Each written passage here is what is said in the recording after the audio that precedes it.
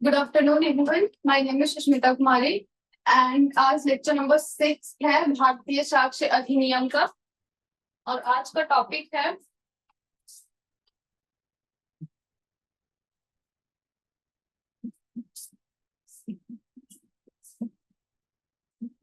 Statements made under special circumstances.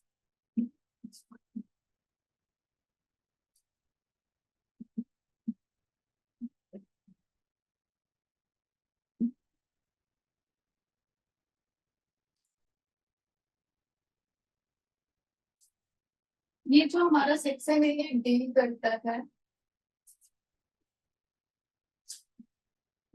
Section 28 to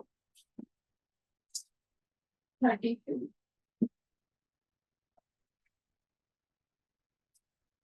section 28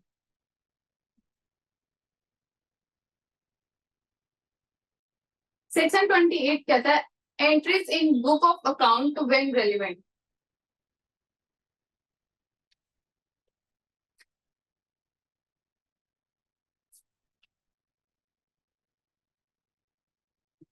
पहले 2-4 line लिख लो इसके बारे में, उसके बाद समझते हैं।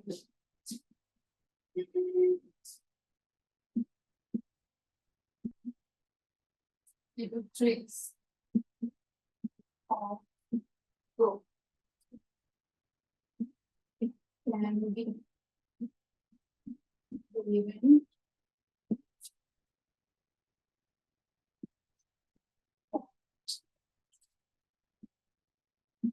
but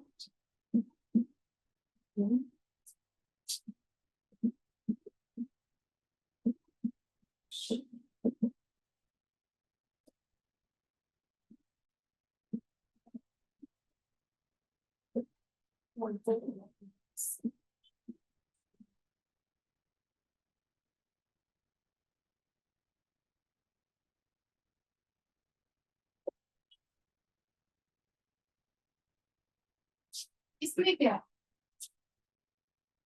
जैसे कि अगर हम कोई एंट्री करते हैं कोई बुक में या फिर हम कहीं जाते हैं, मान लो ये ए जो है हॉस्पिटल जाता है,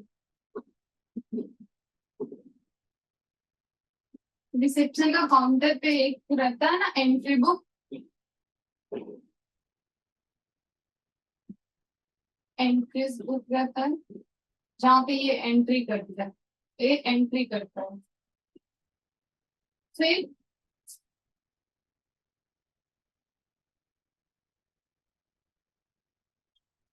और ए पे जो है चार्जेस लगा है मर्डर का, और यहाँ पे इसी हॉस्पिटल में बी का डेथ हो जाता है। तो अब जरूरी नहीं है ना कि जो बी का मर्डर है वो ए ने किया है, सिर्फ एंट्रीज की पर्पज से हम इसको कन्विक्ट नहीं करेंगे। तो यहाँ पे क्या है, ये एंट्रीज ऑफ बुक, ये जो एंट्रीज किया है बुक में ये तो रेलिवेंट फैक्ट होगा नहीं, ये रेलिवेंट फैक्ट होगा, बट इसके बेसिस पे हम अक्यूज्ड को कन्विक्ट नहीं कर सकते हैं।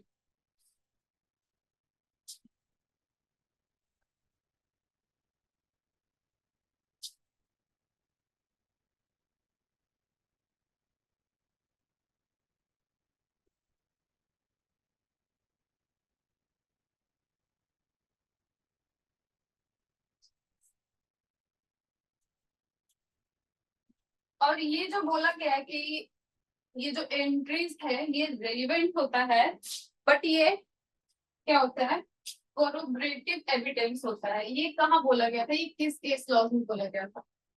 तो ये केस है जैन वाला case carry.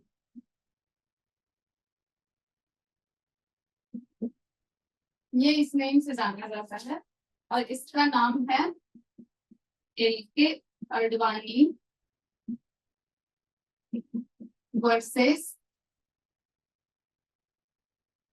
CBI.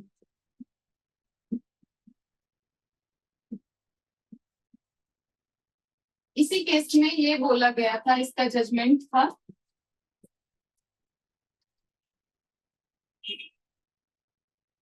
entries events if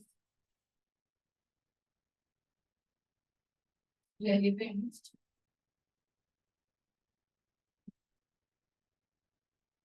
are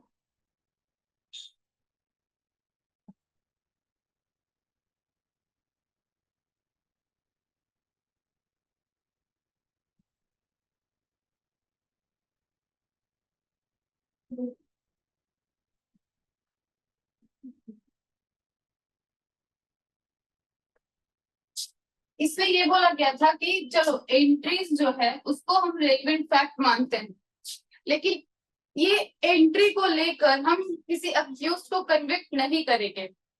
हाँ, उसको आप स्टडी में लो, उससे पूछताछ करो, एविडेंस लो, उसके बाद ही आगे का प्रोसेस होगा, तभी उसको हम कन्विक्ट कर सकते हैं।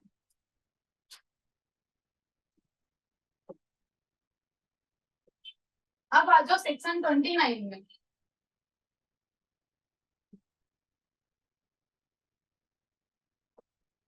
ये केस लॉज इंपॉर्टेंट है प्रीलिम्स और मेंस के पॉइंट ऑफ व्यू से।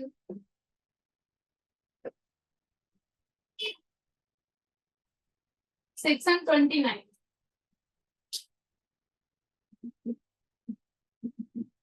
सेक्शन 29 में कहता है relevancy of entry in public record और an electronic record made in performance of duty. चलो पहले इसका हेडिंग लिख लेते हैं।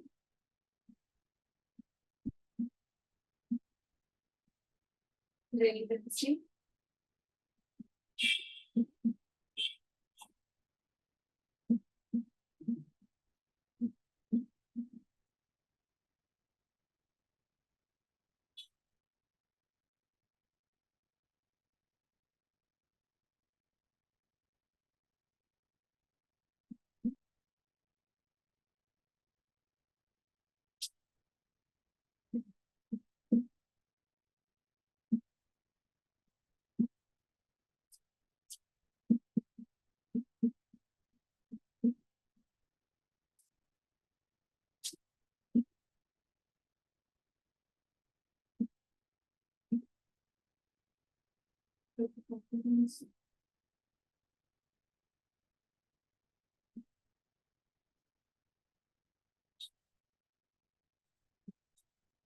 ये सेक्शन जो है ये प्रिंसिपल पे बेस्ड है, इसके बारे में भी दो चार लाइन लिख लो, क्योंकि ये आंसर राइटिंग में काम आएगा।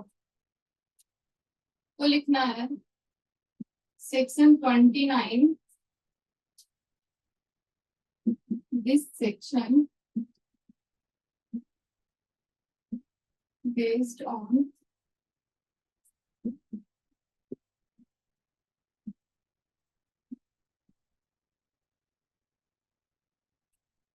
the principle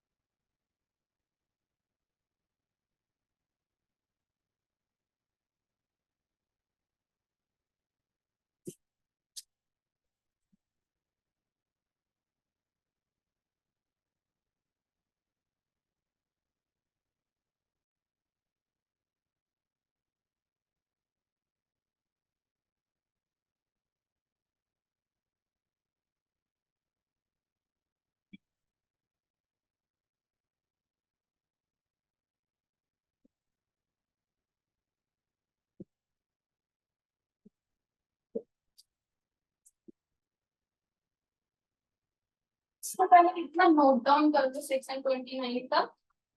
इसमें क्या कह रहा है, और कुछ कुछ चीज पॉइंट आउट कर रहे हैं, उसको वेयर एक्ट में अंडरलाइन भी कर लो।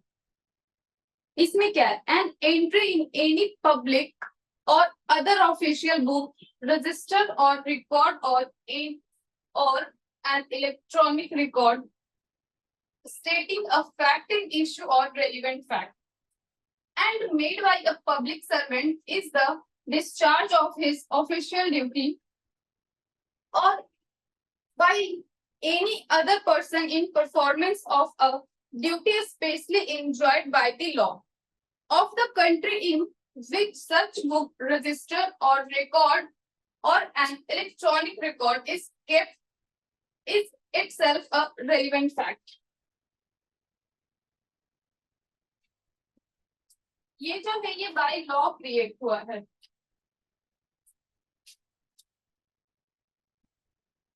बाय लॉ क्रिएट हुआ है।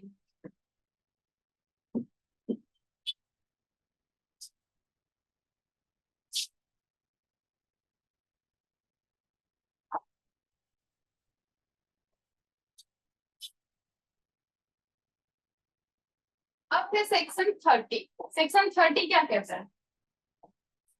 सेक्शन 30 बात करता है relevancy of statement in map, chart and plan. तो ये सब क्या है? ये सब रेलिवेंट फैक्ट है।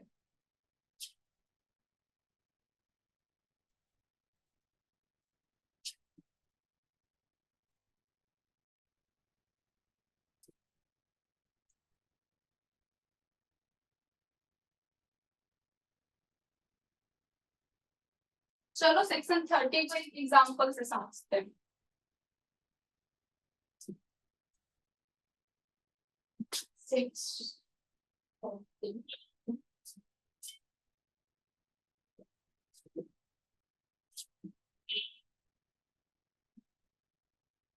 सपोज करो ये ए जो है बी का मर्डर कर देता है।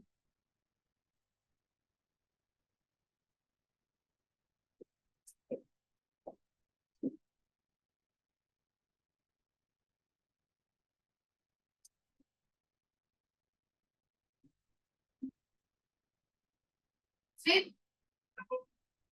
ए के घर में इन्वेस्टिगेशन होता है।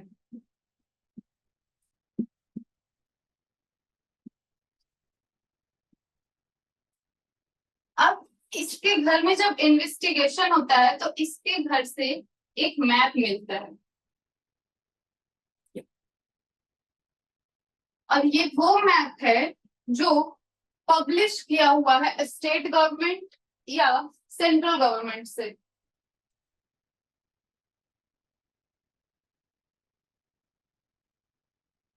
ये ऑथोराइज है।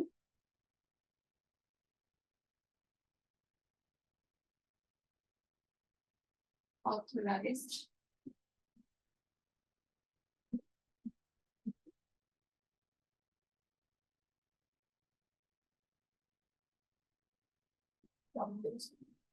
बाय स्टेट गवर्नमेंट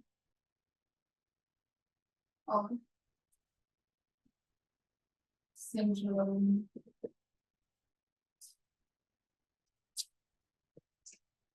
अब मान लो जिस तरीके से स्टेट गवर्नमेंट या सेंट्रल गवर्नमेंट उस मैप को बनाया, उस मैप को जो पब्लिश किया, और ये जो ए के पास जो मैप मिला है, ये दोनों मैप मैच हो रहा है।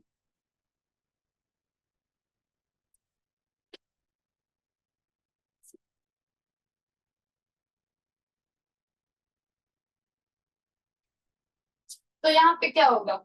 यहाँ पे प्रूफ हो जाएगा कि हाँ ए मर्डर किया है बी का।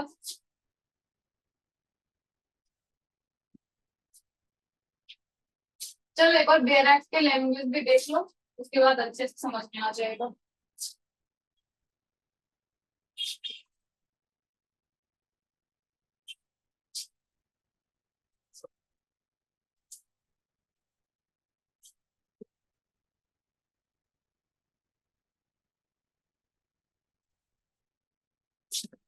अब देखो, मान लो कोई मैप है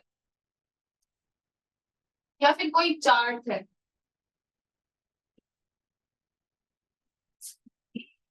प्लान है, document,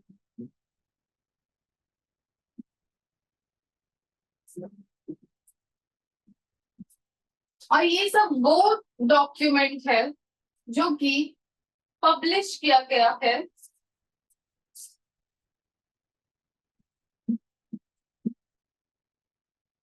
published by state government और सेंट्रल गवर्नमेंट, ये दोनों में से कोई भी इसको पब्लिश किया हो।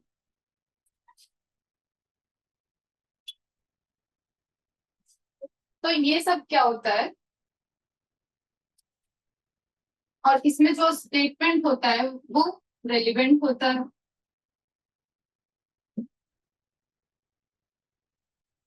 इसमें कुछ बात है जो अंडरलाइन करना है, तो उसको अंडरलाइन कर लेना यहाँ पे क्या बोल रहा है section 30, statements of fact in issue और relevant fact made in published map or chart generally offered for public sale or in map or plans made under the authority of the central government or any state government as to matter easily represented or stated in such maps, charts or plans are themselves relevant fact.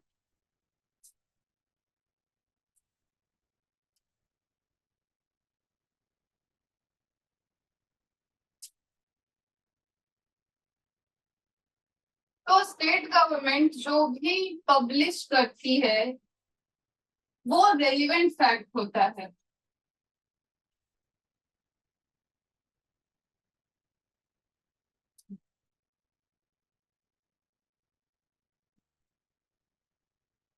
अब है section 31।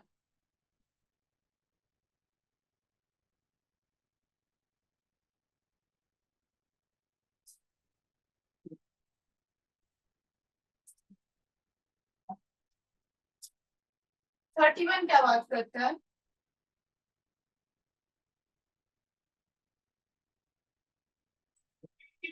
Relevancy और statement as to fact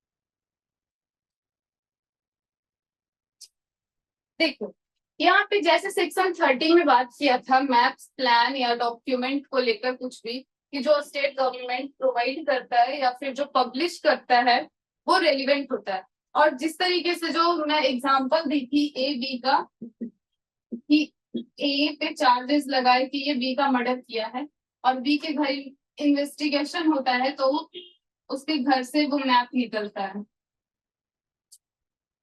तो यहाँ पे सिर्फ इस map के basis पे इसको कन्विक्ट नहीं किया जाएगा, इसको कन्विक्ट नहीं किया जाएगा। और पहले सबसे पहले क्या किया जाएगा, जो ये मैप इसके घर से मिला है ना उसको इस मैप से मिलाया जाएगा जो कि स्टेट गवर्नमेंट पब्लिश की है या फिर जो सेंट्रल गवर्नमेंट पब्लिश की है।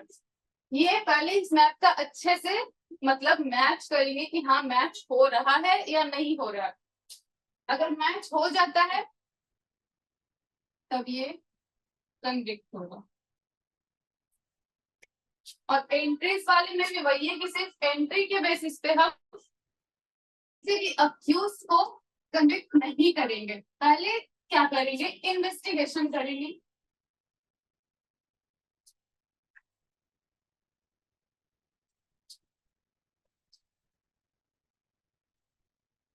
अब सेक्शन 31 क्या बोलता है?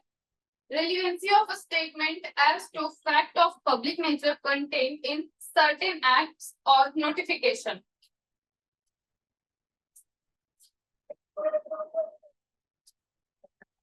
चलो इसका भी एक एग्जांपल ले लेते हैं। सपोज करो यहाँ पे कोई XYZ एक पर्सन है और यहाँ पे ABC कोई पर्सन है। ये दोनों में कुछ डिस्प्यूट चल रहा है।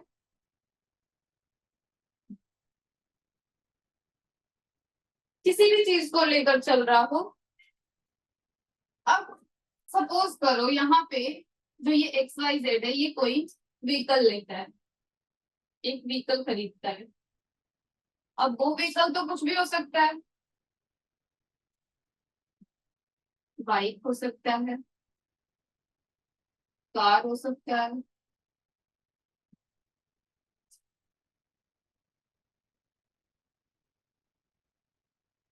ट्रक हो सकता है, ट्रैक्टर हो सकता है, JCB हो सकता है, कुछ भी हो सकता है। और अब ये bike, car, truck, tractor, JCB जो भी हो। अब मान लो कि स्टेट गवर्नमेंट एक लिस्ट निकालती है, एक लिस्ट निकालती है कि मान लो अगर ये बाइक है तो इसको कैसे पहचानेंगे, इसके लिए वो दो तीन कुछ क्राइटेरिया दी हुई है। कार के लिए भी उसी तरीके से दी है। इसी तरीके से ये सब जितना भी ये है व्हीकल, सबका कुछ ना कुछ क्राइटेरिया दिया हुआ है। तो जिससे कि ये डिसाइड हो जाएगा कि हाँ ये कार है, ये JCB है, ये ट्रक है।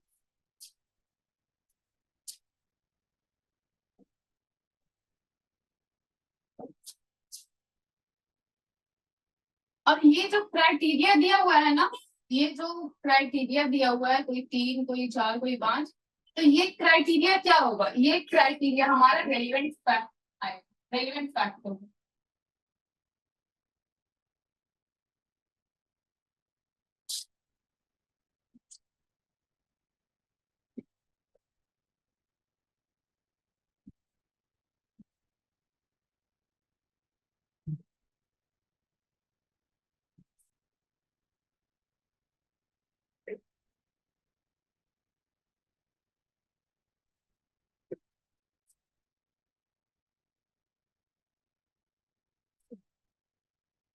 इसमें अंडरलाइन करने को भी है।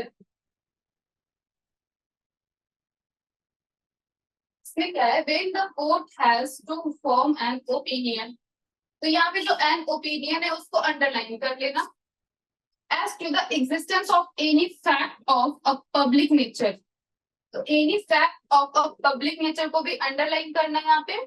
Any statement of it made in a recital contained in any central act or state act, ये अंडरलाइन कर लेना आपने बेयर एक्ट में। कुछ कुछ पॉइंट्स है जिसको अंडरलाइन कर देना।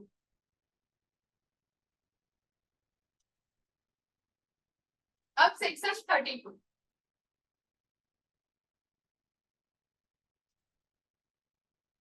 32, में क्या है?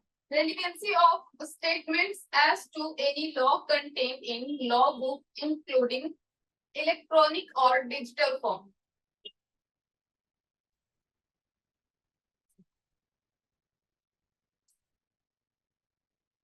यहाँ पे ये है कि मान लो किसी भी कंट्री, कोई कंट्री है, कोई एक कंट्री कुछ लॉ बनाती है, कोई लॉ में कोई स्टेटमेंट देती है।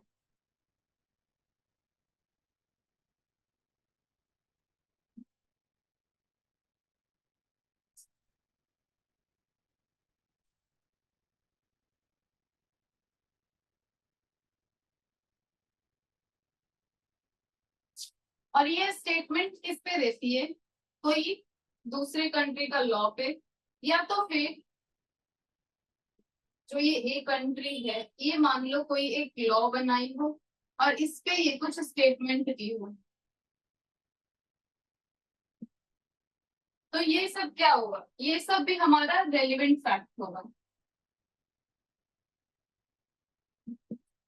वैसे सेक्शन 32 से अभी तक तो क्वेश्चन नहीं दिखा है,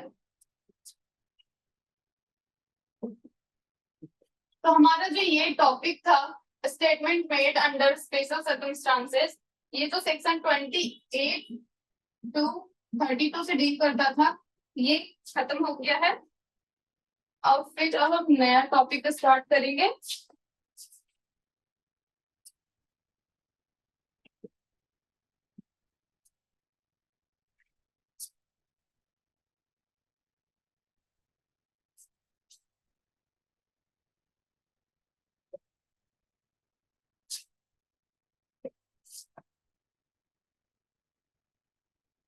अब जो हमारा टॉपिक होगा वो है पार्ट 4 चैप्टर 7, और ये है of the burden of proof.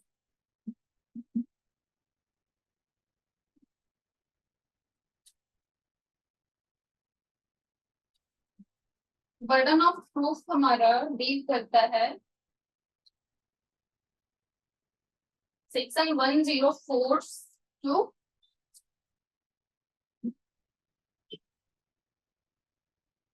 120 तक।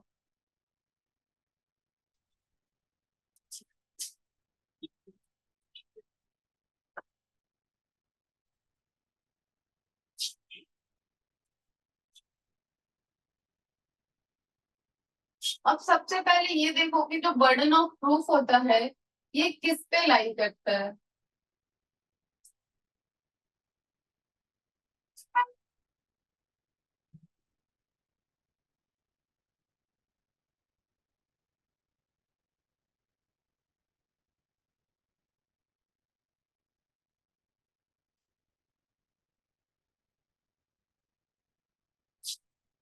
तो ये जो बर्डन ऑफ प्रूफ है ना, ये ऑलवेज फिक्स होता है,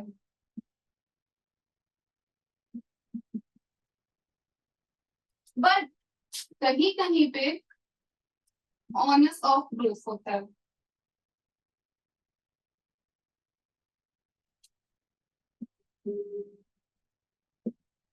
अब ये ऑलवेज फिक्स तो समझ में आ रहा है, ये ऑनर्स ऑफ प्रूफ क्या है। तो ऑनर्स ऑफ प्रूफ इसका ये मतलब है ना कि ये जो बर्डन ऑफ प्रूफ होता है ना, वो शिफ्ट होते रहता है, ये रेगुलर शिफ्ट होते रहता है, ये रेगुलर शिफ्ट होता है।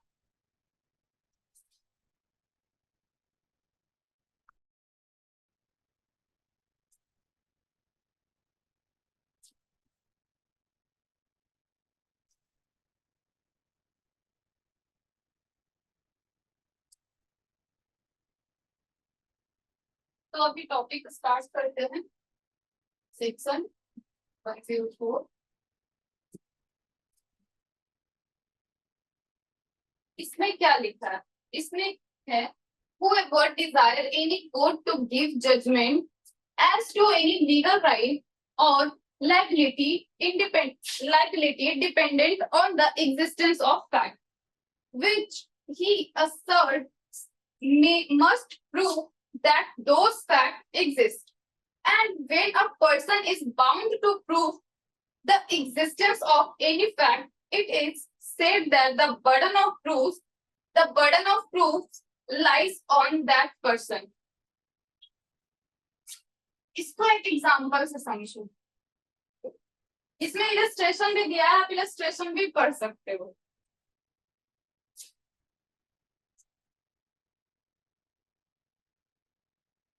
अब मान लो यहाँ पे कोई XYZ पर्सन है, यहाँ पे ABC कोई एक पर्सन है। अब ये जो XYZ जो पर्सन है, ये कोर्ट में बोलता है कि जो ये एबीसी है ये मेरे साथ 20 लाख का फ्रॉड किया है।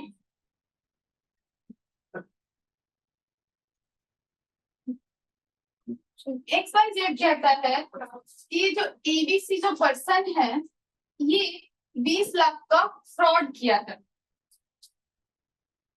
अब मान लो यहाँ पे ये पर्सन बोले मैं इसके साथ कोई बिजनेस नहीं किया,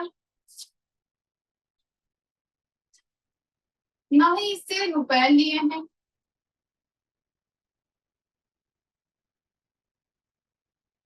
तो यहाँ पे बर्डन ऑफ प्रूफ सबसे पहले तो इस पे आएगा। इसको प्रूफ करना होगा कि ये इसके साथ 20 लाख का फ्रॉड किया है।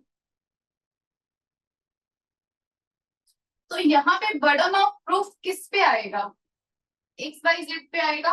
इसको प्रूफ करना होगा ना कि जो ये पर्सन है मेरे साथ 20 लाख का फ्रॉड किया है, क्योंकि ये तो एक स्टेटमेंट दे चुका है, ना ही तो मैं इसके साथ कोई बिजनेस में इन्वॉल्व था और ना ही इसके साथ कोई फ्रॉड किया है।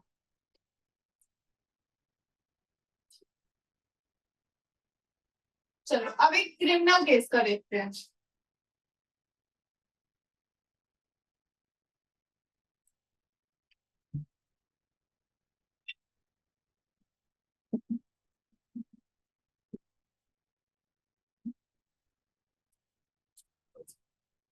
यहाँ पे ए बी पर्सन है, यहाँ पे ए ये कहता है कि बी जो है 20 लाख का रॉबरी किया है।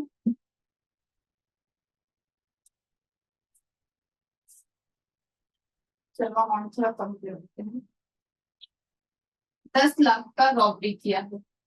ए बी पे ये चार्ज लगाता है, मतलब ये कोर्ट में कहता है कि जो बी है 10 लाख का रॉबरी किया है। तो यहाँ पे क्या क्या क्वेश्चन राइज होगा?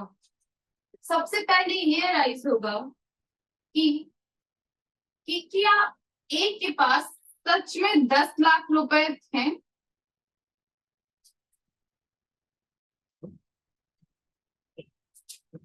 सबसे पहले तो ये इसको प्रूफ करना होगा।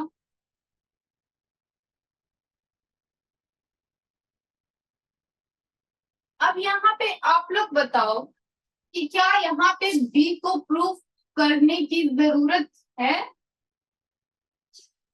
कि मैं 10 लाख का रॉबरी नहीं किया हूँ? क्या यहाँ पे बी कोई एविडेंस दे सकता है?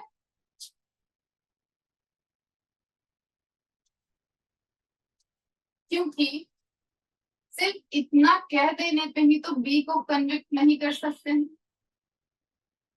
नहीं कर सकते ना बी को सिर्फ इसलिए कि ये 10 लाख का रॉबरी किया है तो इस पे इसको कन्विक्ट नहीं कर सकते हैं। पहले इसके लिए इन्वेस्टिगेशन होगा, पहले ये पता किया जाएगा कि इसके पास 10 लाख रुपए थे या नहीं। तो ये यहाँ पे ए पे आता है बर्डन ऑफ प्रूफ, इसको प्रूफ करना होगा कि हाँ 10 लाख का रॉबरी हुआ है।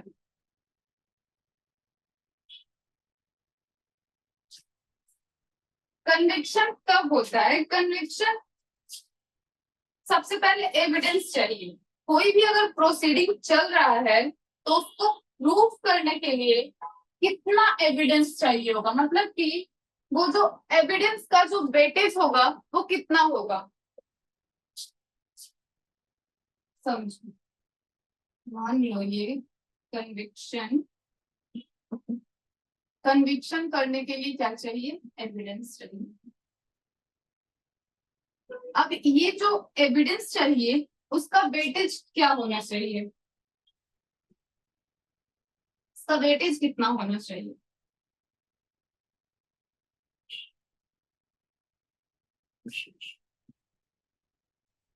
और बर्डन ऑफ प्रूफ जो होता है वो फिक्स होता है। Burden of proof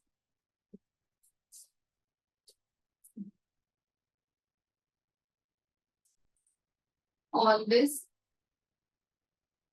6। अब क्रिमिनल केस में किस पे होगा, सिविल केस होगा तो किस पे होगा, तो एक लाइन और इसका लिखना।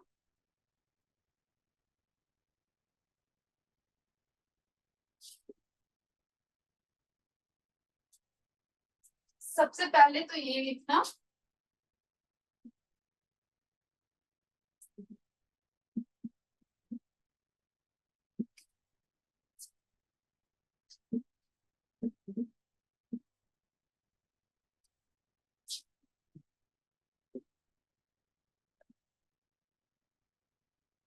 always fix।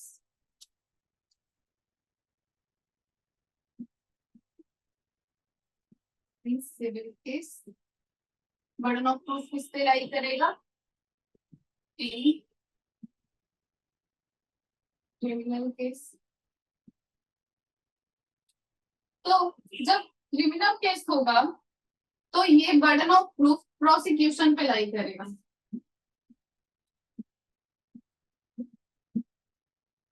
सिविल नेचर का केस होगा तो वो प्लेंटिफ पे लाई करेगा।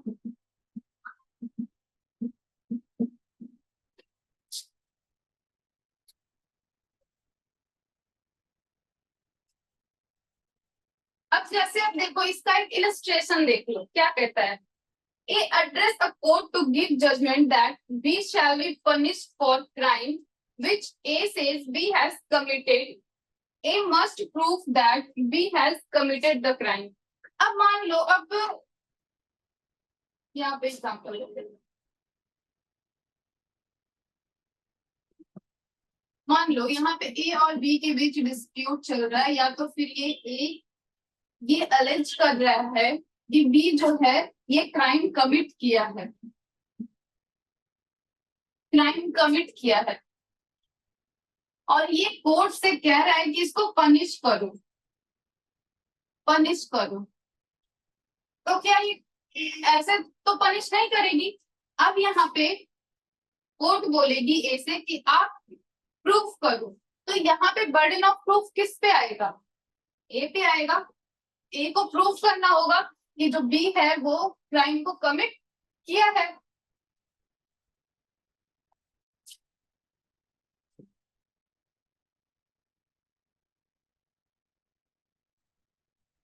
अब आ जाओ सेक्शन 105 पे।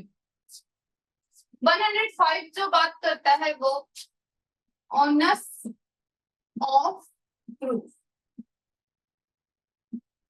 अब ओनस ऑफ प्रूफ क्या होता है ये बता दिए। ये जो है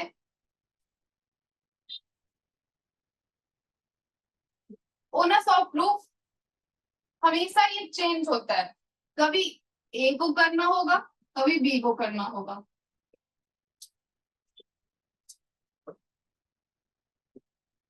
समझो ओनस ऑफ प्रूफ क्या होता है, ये फिक्स नहीं होता है।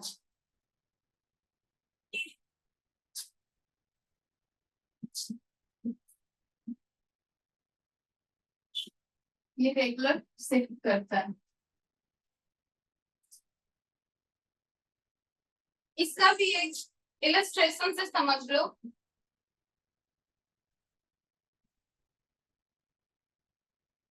सपोज करो ये ए है ये बी है, इन दोनों के बीच लैंड को लेकर डिस्प्यूट चल रहा है। लैंड को लेकर एक कोर्ट में कहता है कि मेरे पिताजी, ए के जो पिताजी थे वो ए को एक प्रॉपर्टी देते हैं बिल के थ्रू।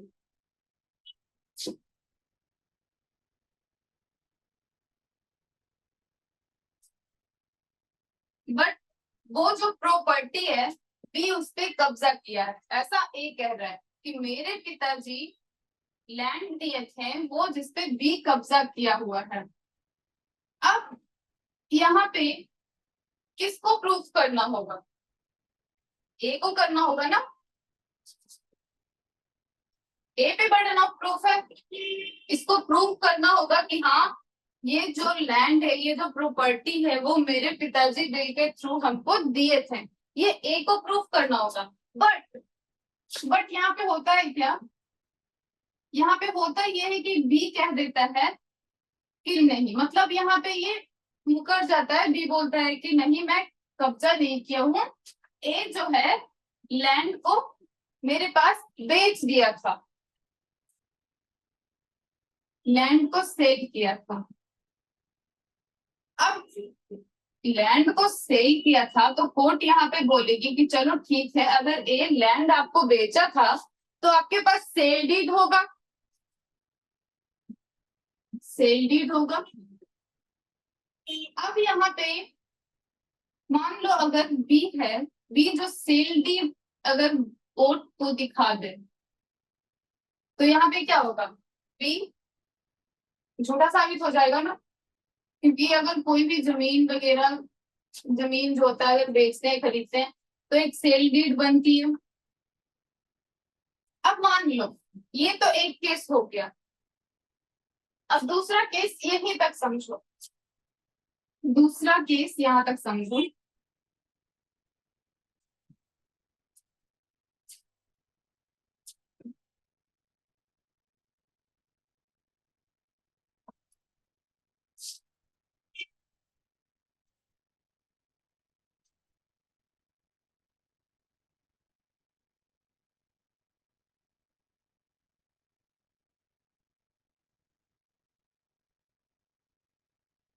लैंड को लेकर डिस्प्यूट चल रहा है। ए का कहना है कि इसके जो फादर थे एक लैंड दिए थे बिल के थ्रू,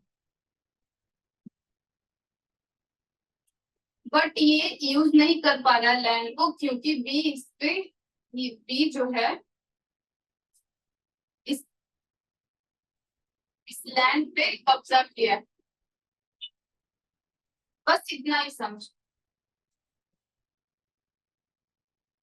तो यहाँ पे जो बर्डन ऑफ प्रूफ है वो किस पे आएगा, किसको प्रूफ करना होगा, तो यहाँ पे ए को प्रूफ करना होगा कि हाँ मेरे पिताजी ये लैंड दिए थे, ये पेपर है, ये बिल है, इसको दिखाना हो, देना होगा, प्रूफ देना होगा इसको। तो यहाँ तक तो ये इस पे बर्डन ऑफ प्रूफ लाई कर रहा है।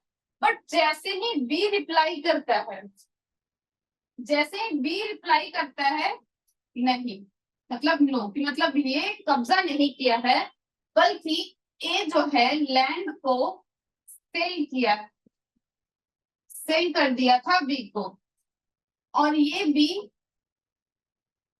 बी प्रूफ के तौर पे सेल डीड दे।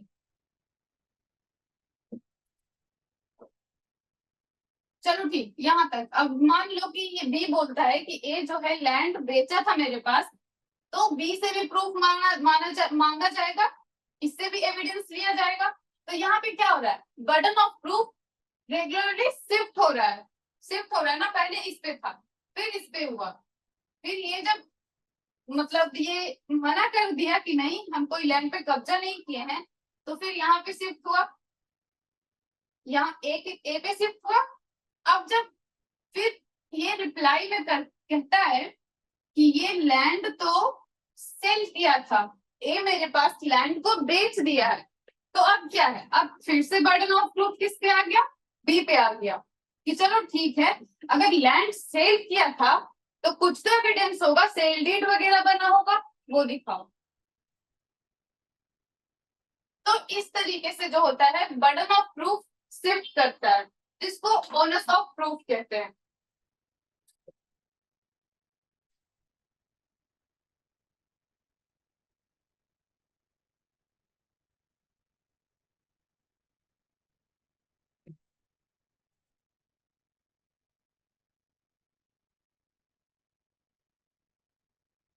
अब है सेक्शन 106।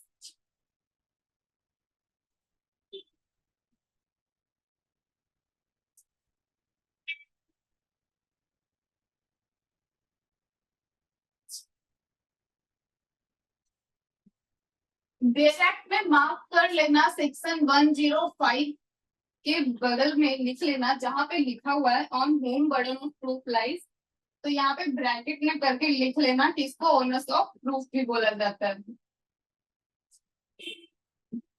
बाकी अगर इसका नोट्स वगैरह चाहिए तो यहाँ पे मिल जाएगा।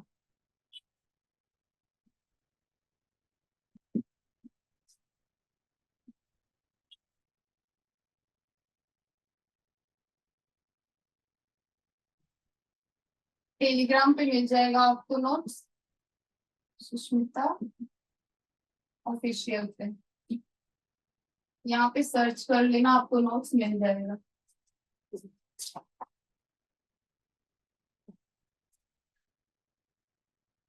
अब सेक्शन 106 ये क्या कहता है?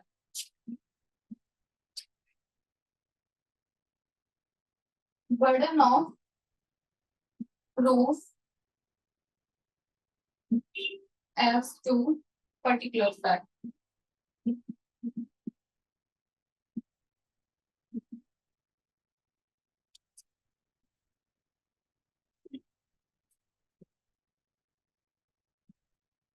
चलो इसका भी एग्जाम्पल से समझते हैं।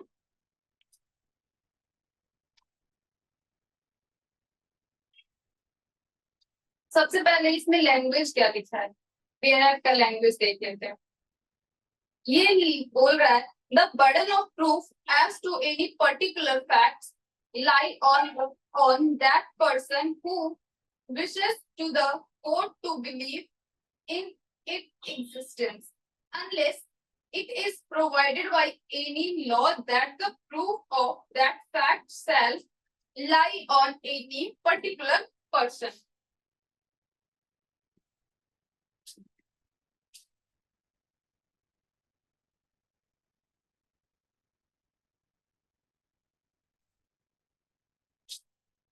अब एक एग्जांपल देखो इस,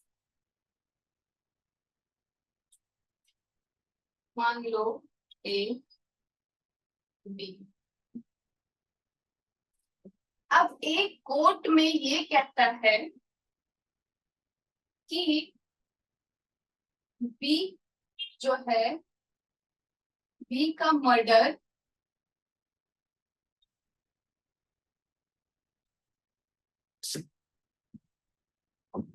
सॉरी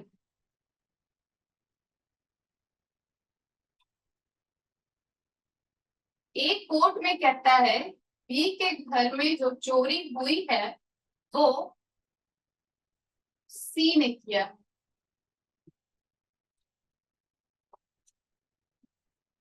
सी ने चोरी किया है। अब ए ये कोर्ट से चाहता है कि सी को पनिश किया जाए।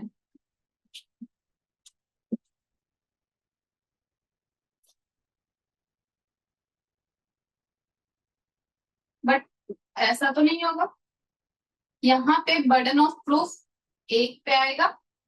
ए से कोर्ट बोलेगा कि आप एविडेंस दो, इसको प्रूफ करो कि सी ने ही बी के घर चोरी की है।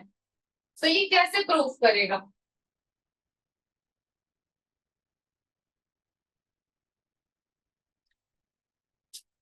अब मान लो ए जो है कोई रिकॉर्डिंग दिखाता है,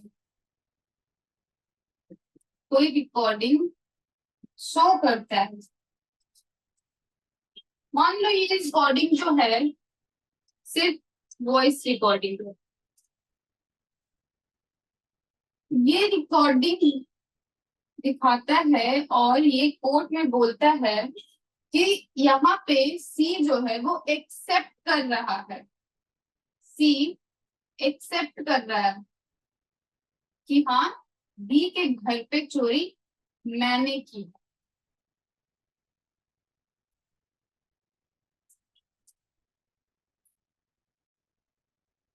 अब मान लो यहाँ पे सी बोले कि ये जो रिकॉर्डिंग है ये मेरा नहीं है, तो यहाँ पे क्या हो रहा है? ये बर्डन ऑफ प्रूफ सिर्फ हो रहा है।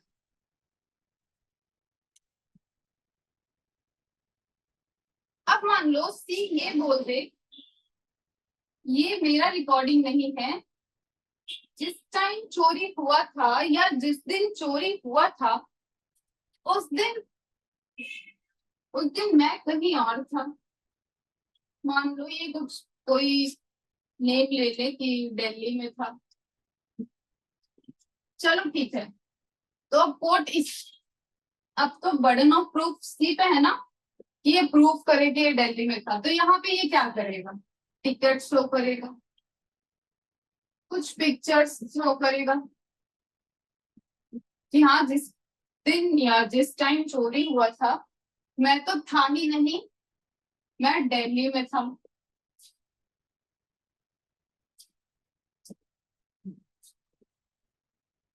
तो इससे क्या समझे? जैसे कि मान लो अब तुम कोर्ट जा रहे हो, तुम कोर्ट में कोई स्टेटमेंट दे रहे हो और ये बोल रहे हो कि ये जो बंदा है यही चोरी किया है या फिर यही वो क्राइम किया है। तो यहाँ पे बर्डन ऑफ प्रूफ तुम पे है, तुम उसको प्रूफ करो कि हाँ यही बंदा चोरी किया है।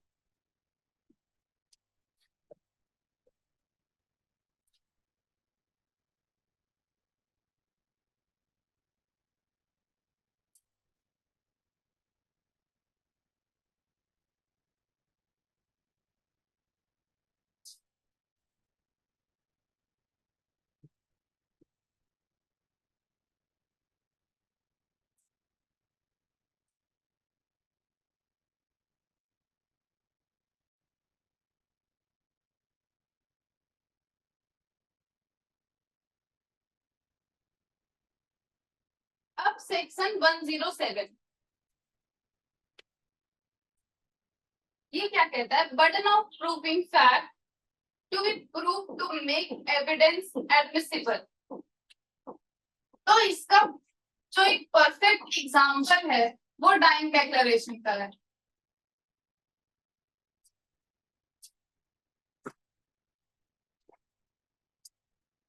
अब मान लो ए चाहता है कि कोर्ट मान जाए, ये चाहता है कि कोर्ट मान जाए कि ये स्टेटमेंट बी ने दिया है। बी ने दिया नहीं, सॉरी, डाइंग डेक्लेरेशन है तो बी ने दिया था कोई स्टेटमेंट, बी ने दिया था और बी का डेथ हो गया। तो डाइंग डिक्लेरेशन के लिए तो इम्पोर्टेंट है कोई स्टेटमेंट दे और उसका डेथ हो जाए। यहाँ पे ये नहीं होगा। मान लो अगर कोई है जो स्टेटमेंट देता है और वो कोमा में जाता है तो वो डाइंग डिक्लेरेशन में नहीं आएगा, उसके लिए डेथ होना कंपलसरी है, तभी वो डाइंग डिक्लेरेशन में आएगा और वो स्टेटमेंट को रेलिवेंट माना जाएगा। तो यहाँ पे क्या है? यहाँ पे बर्डन ऑफ प्रूफ ए पे है कि ए को ये प्रूफ करना होगा कि बी स्टेटमेंट दिया है उसके बाद उसका डेथ हो गया।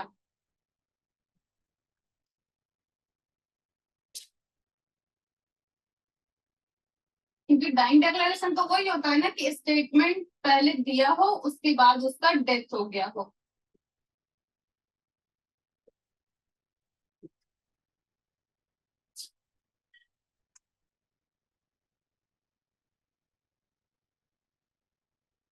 सेक्शन 107 से आगे और कल कवर करेंगे। आज के लिए बस इतना ही।